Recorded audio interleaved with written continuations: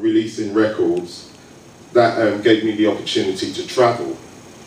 And in my travels I met many people, lots of different people from the music industry, and naturally some of the people who inspired me. Basically from there, the whole idea of the entrepreneurship was something that I didn't quite understand, because growing up we always had to find our own way. And it was interesting because when I was told that we would have to fill in tax forms, etc., etc., it was quite a daunting experience because I'd never done anything like that.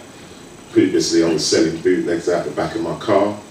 We went on to having market stalls, and from the market stalls we had shops. Those shops really did cross a lot of borders and boundaries, because basically we were just doing our own thing.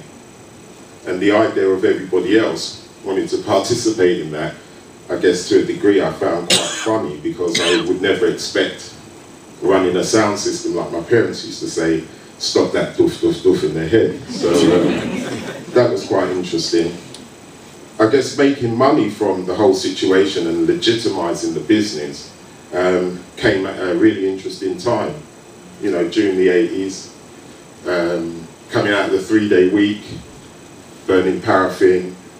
Parents managed to get central heating, the blues party sort of stopped going on, and everything really evolved from there.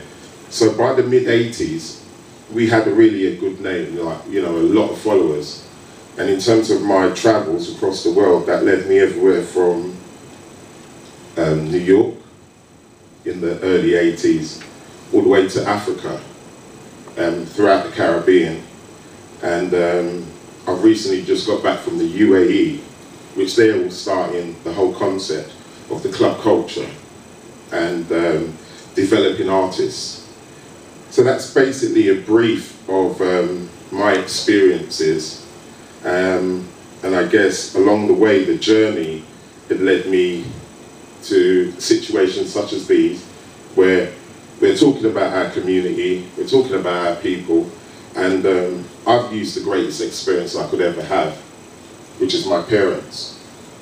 They're truly my role models.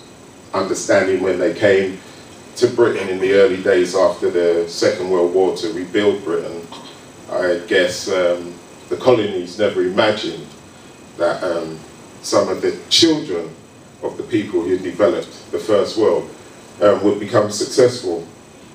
My success landed me in an interesting position, and I had the late great Bernie Grant to thank for my existence, because when Labour came into power, he kept on the domicile issue, which meant technically I didn't pay taxes for many moons, and fell into an interesting bracket, which I guess I developed other entrepreneurial skills, such as buying properties and developing my publishing company. And things led on from there, really. Having children, supporting the children, trying to keep the family together, and all the usual circumstances, which are very difficult. And I guess even more difficult dealing with a situation in our community with, let's say, the misunderstanding of some of the situations that we can get ourselves into. And I guess in the long term, it's all about experiences. And I guess I've managed to experience a lot of different experiences, which has made me into the person I am today. I need some water.